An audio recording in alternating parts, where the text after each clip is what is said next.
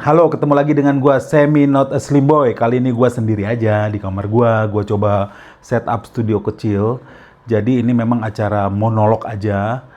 Ya ngobrol-ngobrol santai lah tanpa skrip, ngebahas apa yang sudah gua lakukan dalam beberapa bulan. Jadi ini akan gua buat rutin juga seperti Talk of Life. Nama judulnya dari program ini belum ada sih, tapi sementara gua kasih nama After Talk. Jadi ya konsepnya itu ngebahas apa aja yang udah gua omongin di Talk of Life atau ada isu-isu yang kelewat di Talk of Life. Jadi After Talk. Jadi juga bisa ngegosipin atau ngegibahin apa yang terjadi di belakang panggung atau di belakang kamera ketika gua berbicara dengan para narasumber, atau kita juga bisa ngebahas komentar-komentar netizen di YouTube gua, di Instagram gua, atau di Twitter gua, di X sekarang ya, yang berkaitan tentu dengan Talk of Life. Jadi seperti lu tahu, Talk of Life sebenarnya adalah program lama ya, dulu 10 tahun yang lalu gua udah buat ini. Dulu dibantu sama Rindra, Adri, Aco, ya lu bisa tonton lah episode-episode yang 10 tahun lalu juga masih ada di YouTube gua.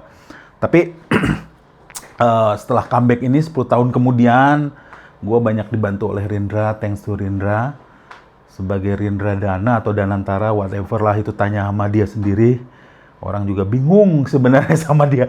Dia ini Kementerian Kegelapan, ini tujuannya apa, tapi kita bersamailah dia, kita temanilah dia dalam segala kegilaannya. Sementara gue nemanin dia, gue juga jalan dengan program Talk of Life. Seperti lo tahu, Talk of Life dimulai dengan yang untuk kali ini gue dengan Rindra beberapa episode untuk mancing-mancing. Setelah itu dibantu juga oleh Adriano Colby.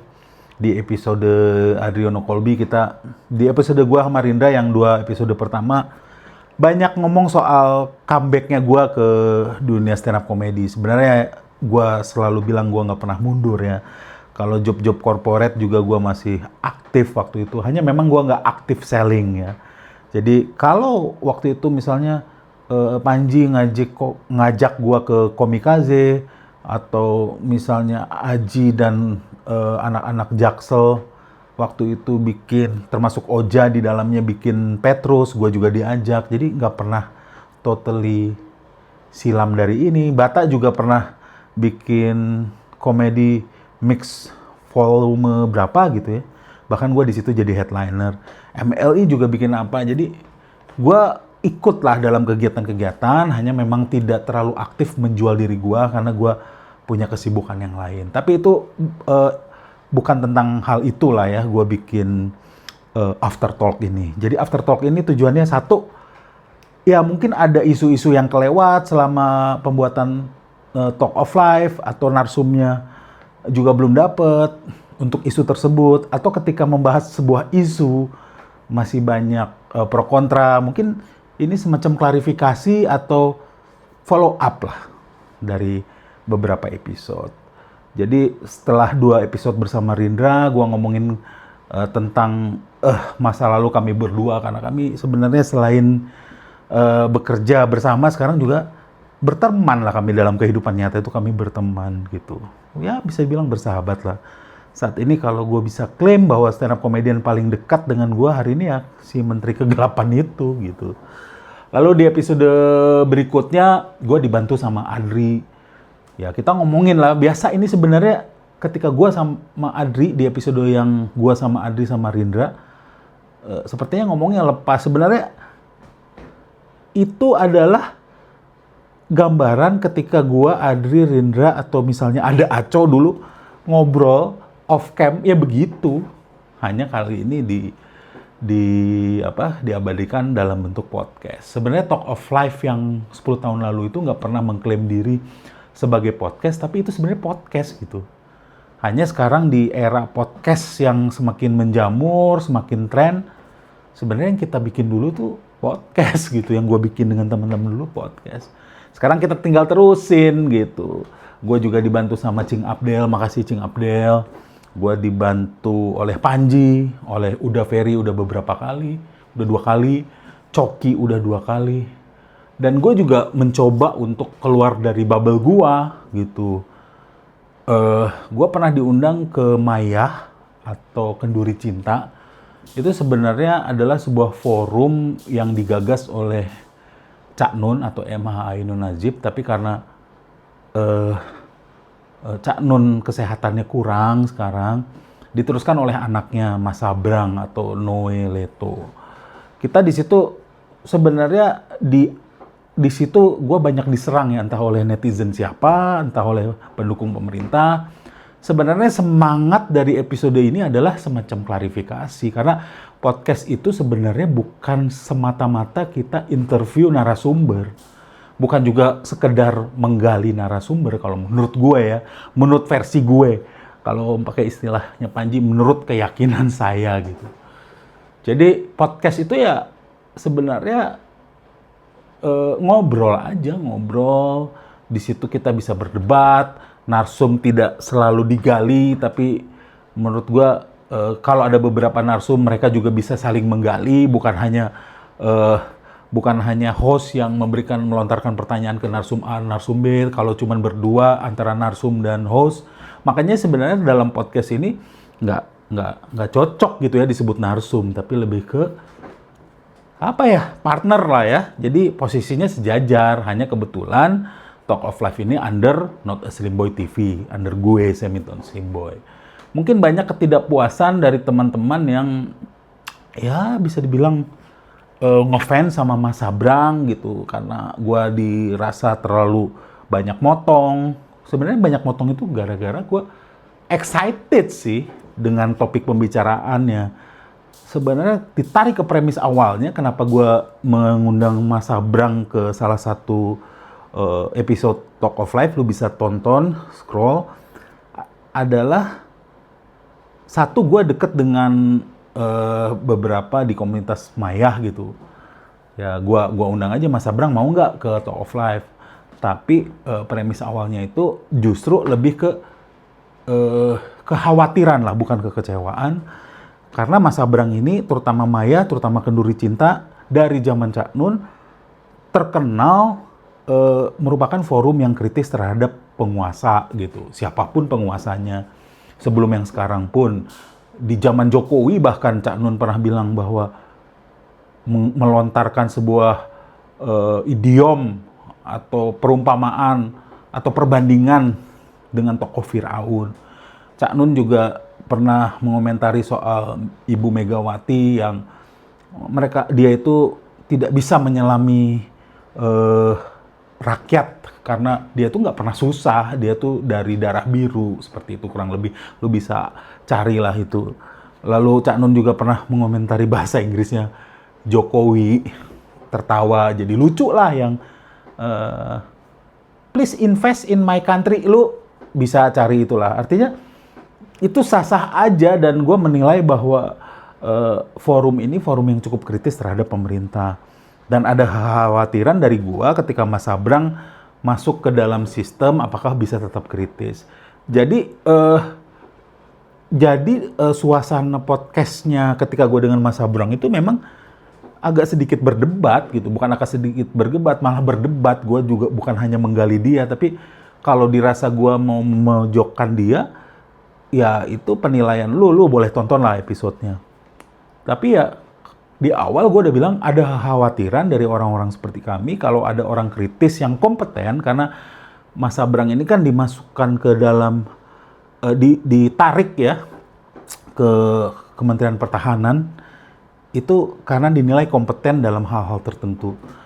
Orang-orang yang kompeten ditarik ke dalam sistem itu bukan, menurut gue, menurut keyakinan gue, bukan untuk didengar pendapatnya, kalau menurut gue ya.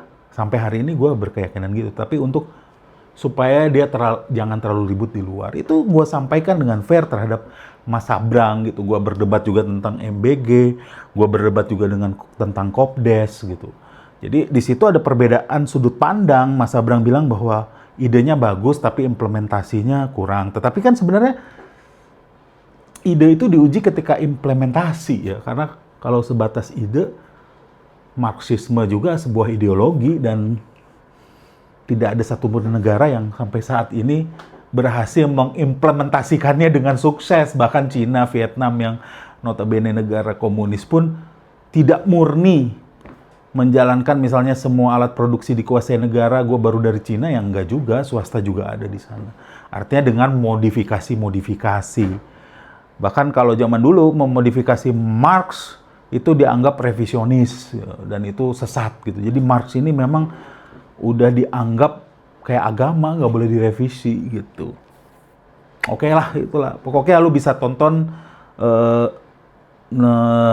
episode dengan Mas Abrang, lu bisa lihat juga komen-komennya, pro kontranya di situ. Gua rasa lebih banyak yang kontra terhadap gua dengan gaya gua yang motong-motong itu.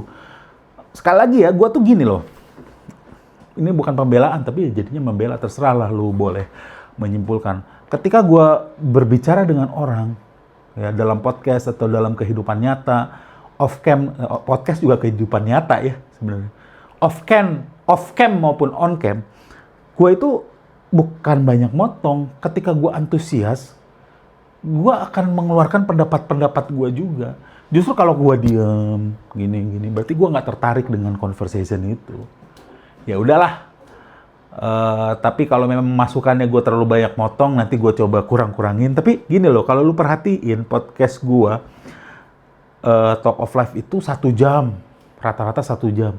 Kalaupun kurang tuh, ya nggak pernah di bawah 50 menit gitu. Apalagi kalau menghadirkan narsum. Karena suasana ngobrolnya tuh ngalir gitu. Kayak gua ngobrol sama temen aja. Dan gua memang kalau ngobrol sama temen sering gatel gitu mengomentari pendapat temen itu gitu. Jadi kalau nanti gua undang narsum dan gua banyak diam, berarti gua ngerasa nggak deket dengan orang itu. Jadi gua ngerasa deket nih dengan Mas No. Dan memang kita deket gitu. Setelah off cam, kami dan timnya juga ngobrol ketawa-ketawa gitu. Jadi tidak menyangka bahwa reaksi dari netizen, entah siapa netizen ini tuh sebegitu negatifnya terhadap kami gitu. Setelah acara itu ya Mas No merokok, timnya juga merokok. Gue karena nggak ngerokok ya, gue temenin aja, kita ngopi. Dia ada perjalanan ke tempat berikutnya yang dekat dengan tempat taping kami gitu. Ya ngobrol-ngobrol aja biasa gitu. Ngobrol ada beberapa yang memang nggak boleh on cam gitu.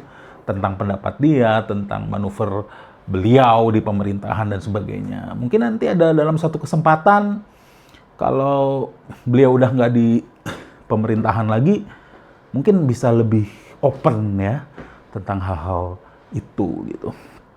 Oke lah, mungkin nanti suatu saat bisa mengundang beliau lagi atau gue yang datang ke Maya.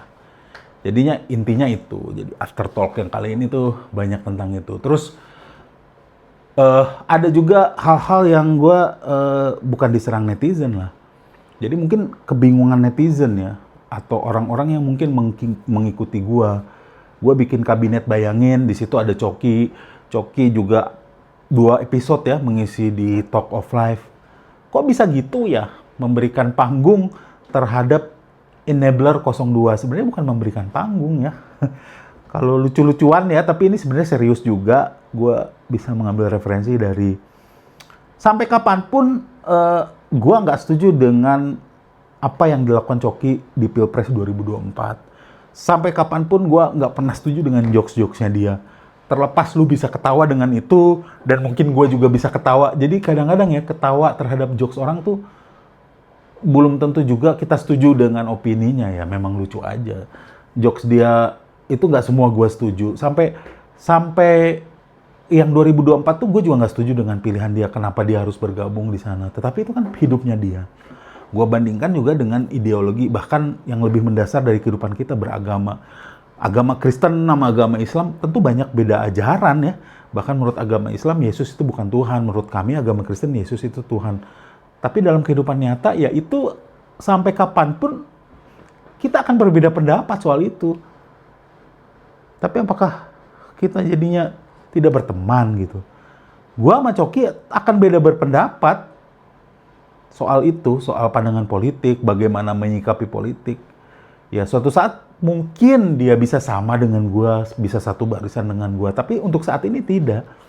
Tapi untuk men-share panggung kali ini, ya silakan dia berbicara. Dan David juga sudah state, David Nurbianto yang akan juga mengisi di Kabinet Bayangin dan pernah juga mengisi Talk of Life akan bilang bahwa ya dia akan state juga bahwa dia akan berbeda gitu, akan mengungkapkan pendapatnya terhadap pilihan orang tersebut, dalam hal ini Coki. Jadi ya udahlah, kita jalanin aja, kita lihat nanti Kabinet Bayangin, lu juga bisa nonton lah ya, kalau bisa beli tiketnya. Tiketnya masih ada di tip-tip, linknya ada di bawah. Jadi seperti itu. Terus juga orang-orang pada bertanya gitu, lu udah ngundang Ferry Amsari, lu udah ngundang Dandi Laksono gitu. Ya orang-orang yang kritis ke pemerintah di satu-satu mengundang Coki. Sebenarnya ya itu menunjukkan bahwa Talk of Life ini adalah sebuah media untuk kita ngobrol dari berbagai macam ideologi, pandangan, concern, profesi gitu kan. Ada yang pakar hukum, ada yang filmmaker, ada yang komedian gitu. Ada yang anak abah, ada yang enabler 02, macam-macam di situ. Ada yang menteri kegelapan, ada bahkan yang bagian dari pemerintah. Jadi ya mungkin akan lebih, karena ini bukan forum penyamaan ideologi, ini adalah forum diskusi. Kalau dalam episode-episode tertentu lu nggak cocok dengan teman yang gue hadirkan, ya silahkan. Gue juga bukan ngusir ya, gue masih butuh viewers. Ya, kalau bisa lu tetap tonton, tapi kalau lu memang nggak tahan ya udah, mau dipaksain gimana. Kalau bisa lu tetap tonton, tetap subscribe, tetap like ya channel gue, seperti itu. Gue jadi teringat dengan Gus Dur dulu. Gus Dur tuh, ya gue juga. Artinya gini, nggak ada manusia yang sempurna, nggak ada juga presiden yang sempurna. Gue pernah bilang bahwa di podcast yang sebelumnya, kenapa sih Pak Hasan Nasbi ngomong ketika orang Tempo dikirimin kepala babi, ya dimasak aja. Nah, itu kan sebenarnya kenapa sih seorang yang sekelas Hasan Nasbi yang merupakan representasi dari pemerintah, kok caranya merespon teror terhadap wartawan begitu? Bercanda sih memang, tapi dalam kondisi itu ya menurut gue ya kurang tepat, apalagi dia seorang bagian dari pemerintah yang merepresentasikan pemerintah dalam berkomunikasi gitu kan. Ya sungguh disayangkan itu, tapi gue bilang itu adalah ciri-ciri orang yang di atas angin gitu. Kalau orang di atas angin memang akan lebih sembarangan.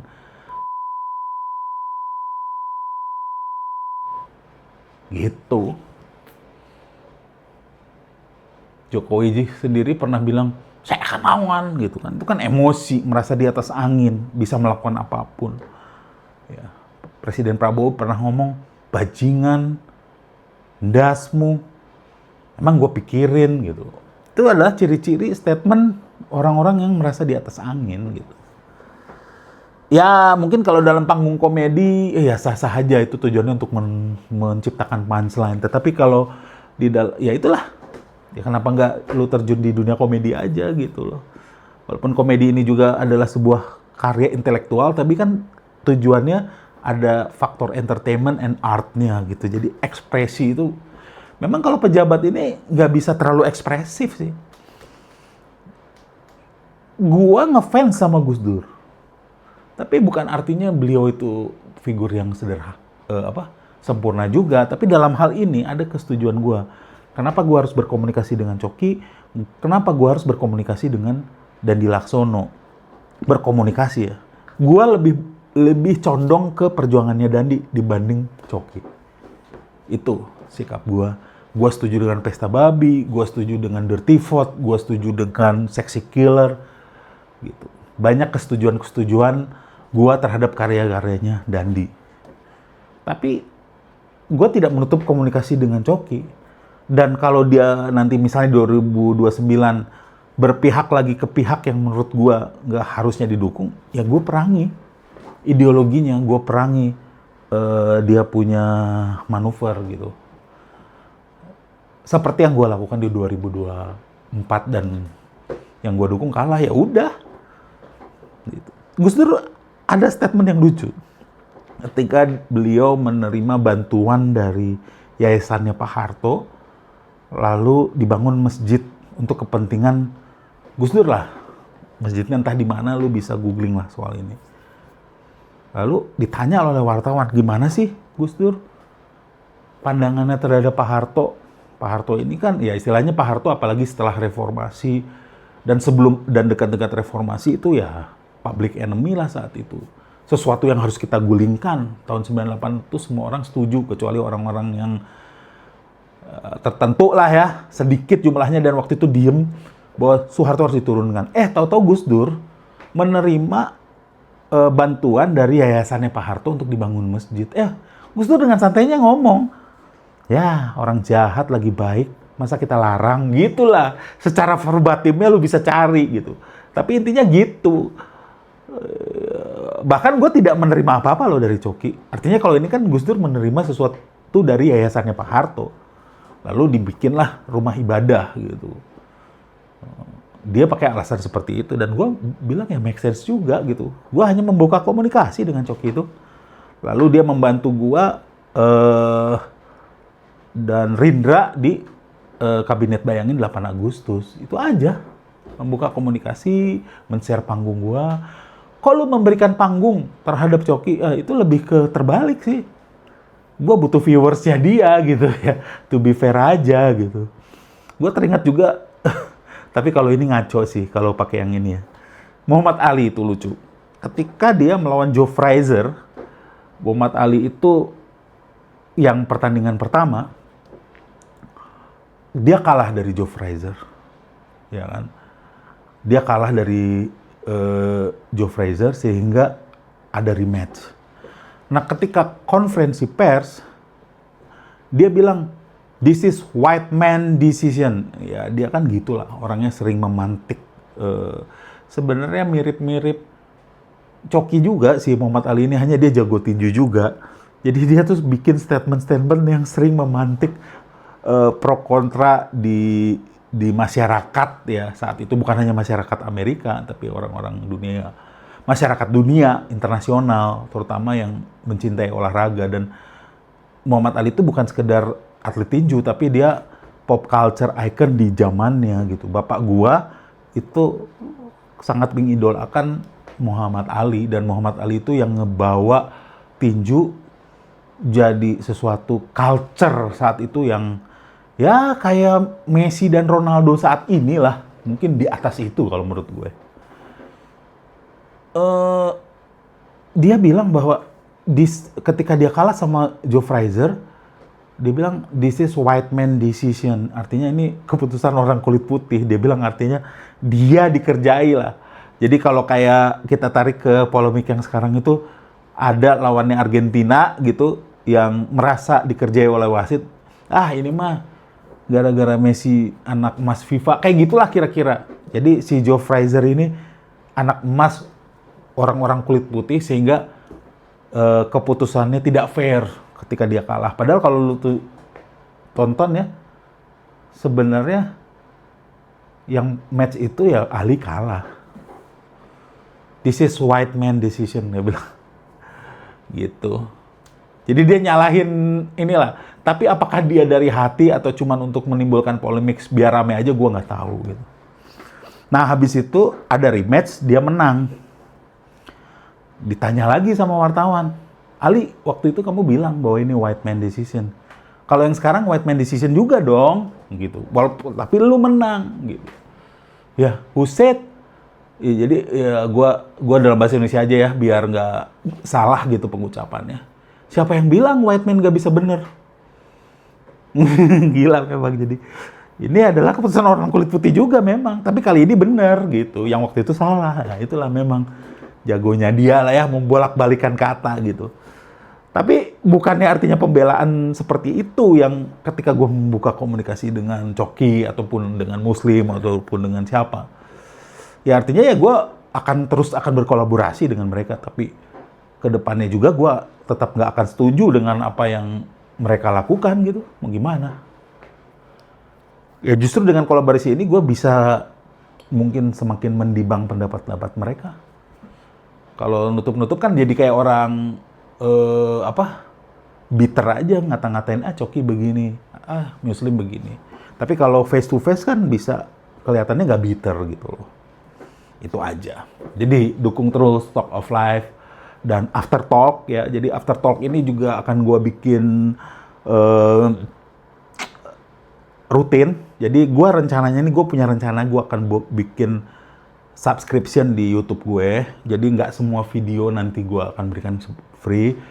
Tapi gue nggak bisa tandain bahwa yang ini free, yang ini nggak free. Mungkin random aja nanti. Kalau ada episode Talk of Life tertentu, gue akan launch sebagai members only. Gitu. Atau yang After Talks ini juga bisa juga untuk beberapa episode akan members only. Jadi gue janjikan ya, ini yang gue janjikan atau gue rencanakan, gue akan upload minimal 4 video atau 5, gue akan upload minimal 4 video tidak berbayar dan 1 video berbayar setiap bulannya. Tapi kalau menurut gue akan kemungkinan juga bisa overachieve gitu. Karena contoh Talk of Life, ini baru jalan 3 bulan, gue sudah syuting 18 episode. Sudah upload 17 episode. Ada episode ke-18 gue belum upload. Di episode 18 ini gue mengundang orang-orang dapur MBG. Yang ada yang duitnya ketahan, ada yang dia merupakan pengacara dari orang yang duitnya ketahan gitu loh. Jadi gue coba melihat dari sisi-sisi orang yang terjun langsung di bisnis. Ya kalau boleh dikatakan bisnis, karena mereka sendiri menolak ini dikatakan bisnis. Ya di perputaran uang inilah. Kalau dibilang ini bukan bisnis aneh juga ya, karena perputaran uangnya besar dan kecuali sekarang anggarannya sudah diperkecil, bahwa badan ini pernah menjadi badan dengan anggaran yang menyerap APBN terbesar di Indonesia. Gitu. Jadi udah mau 18 episode ya. Jadi artinya kalau dibagi 3 itu 6 episode per bulan, lebih dari 5 video. Jadi gue menjanjikan itu 4 video gratis, artinya siapapun bisa nonton, dan 1 video berbayar. Ya. Mungkin yang akan gue, tapi bisa lebih dari 1 video berbayar. Yang gue upload, mungkin nanti yang Reset Indonesia akan gue upload sebagai video yang untuk members only. Jadi lu yang subscribe dan menjadi members gitu, membersnya gue akan buka di 40.000. Kenapa gue butuh itu? Karena ini ya, walaupun ini di rumah, gue pakai lighting yang proper juga loh hari ini. Ya, gue butuh itu. Gue ingin nanti ke depannya tuh menghadirkan lagi narsum-narsum yang bukan artinya yang sekarang narsumnya kurang oke ya. Tapi gue juga pengen treat narsum itu dengan baik gitu ya. Misalnya kalau bisa gue kasih ongkos pulang, ongkos bensinnya, gue bisa jamu dengan baik ketika ada di kantor gue gitu. Sekarang sih ya memang masih pakai duit pribadi gue. Artinya gue butuh dukungan lu yang ya mungkin ngefans mungkin sama gue, atau pengen mendukung karya-karya gue gitu supaya tetap idealis gitu. Ya.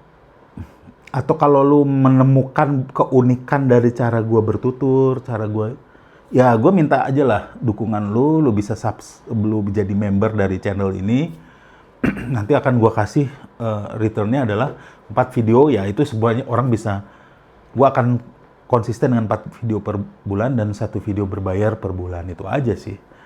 Jadi supaya gue bisa lebih konsisten, tentu gue butuh dana operasional ya, untuk studio, untuk narsum, untuk koordinasi, untuk editor. Selama ini masih gue self fund sendiri sih.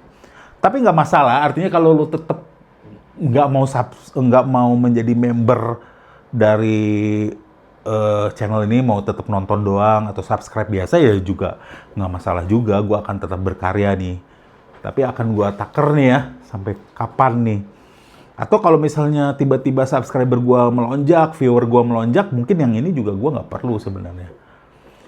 Yang membership khusus ini gitu. Ya artinya ya siapa yang tergerak ya boleh klik membership khusus dari kanal ini gitu ya. Jadi gue akan ada 2 program yang reguler, yaitu Talk of Life dan After Talk ya. Yang After Talk bentuknya monolog seperti ini. Dan bisa saja nanti di After Talk itu gue membahas isu-isu yang lebih sensitif, yang gue rasa mungkin publik belum bisa menerimanya secara terbuka, ya gue buka di membership doang gitu, members only. Atau ada episode Talk of Life yang gue rasa ini cocok nih gue publish tapi jangan diedit gitu. Ya gue akan publish juga di members only. Gue juga punya 2 video ketika acara bersama Kementerian Kegelapan, yaitu yang riset Indonesia dan yang roasting Uceng. Nah, itu mungkin gue akan edit, gue akan upload sebagai ya perdana lah dari members only content. Itu aja sebenarnya. Jadi tujuannya adalah gue menunjukkan nih bahwa gue konsisten. Mungkin gak banyak dari lu, tapi ada beberapa suara yang masuk ke gue bahwa bang lu harus konsisten, bang lu harus konsisten. Bahkan Cing Abdel bilang bahwa lu masalahnya cuma satu, lu harus lebih sering dilihat gitu, lebih sering didengar gitu. Jadi orang semakin jatuh cinta mungkin ke gue. Jadi memang sebagai seorang entertainer, ya quote unquote public figure ya memang gak boleh introvert ya. Memang harus menunjukkan. Kalau gue kan yang dijual opininya ya, karena gue yakin gue bukan seseorang yang enak dilihat juga gitu. Ya harus sering menampilkan opini gue. Jadi ada 2 program, yaitu Talk of Life dan After Talk. Jadi semoga gue dan Not a Slim Boy TV bisa semakin konsisten dalam berkarya. Ini juga gue udah beli nih Holy Land-nya nih supaya produksinya semakin bagus.